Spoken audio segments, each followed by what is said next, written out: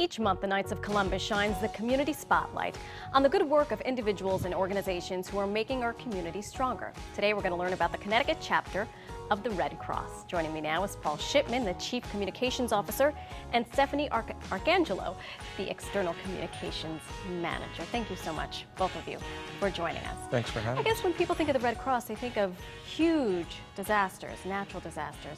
But you do not only respond to that, you respond to things large and small.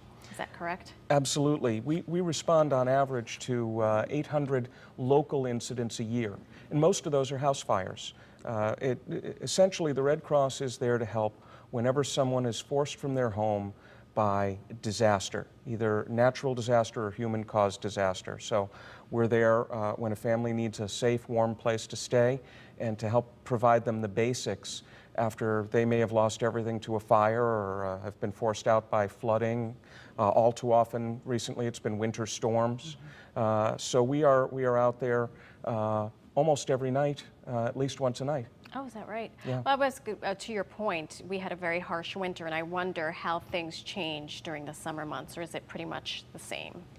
It's different throughout the year. We see our fires increase in the winter months because of home heating and around the major holidays when people who may not cook a lot otherwise are venturing into the kitchen for that Thanksgiving turkey or for something at Christmas time or Hanukkah, and they're distracted, so there are maybe some cooking emergencies. We also get involved in major disruptions of power. So winter storm may make things a little busier for us. And of course, Stephanie sees a different kind of situation that pops up when winter weather complicates the blood drives. Well, I was just going to say, I pass by my local Red Cross chapter every day, and there's always a sign out, blood donations today. How are we doing? How's Connecticut doing? You know, right now our blood supply is stable, which is great, but this is the summertime, and during the summer, the Red Cross needs to collect, we need to have an additional 2 people show up every day at a blood drive that normally would not come to help meet our needs. So on average, the Red Cross needs to collect about 15,000 units of blood each day to meet hospital patient needs across the country. In Connecticut, we need to collect about 400 to 450 units of blood each day. And the summer and the winter, of course, is one of our most difficult times to collect blood and platelets. Can anyone donate blood? You know, for the most part, yes. You know, the eligibility criteria varies. If you're at least 17 years of age or older, meet certain height and weight requirements, you may be eligible to donate blood. All right. Well, I know I have in the past donated blood. I remember I couldn't wait till I turned 16 to donate blood. So donate and donate often. Absolutely. Every 2 seconds, someone needs blood. Is that right? Yes, absolutely. Humble beginnings. The Red Cross started way, way back, I understand, back to the Civil War era. The roots of the organization go back to the Civil War. Clara Barton was the founder of the Red Cross, and she was a volunteer during the Civil War.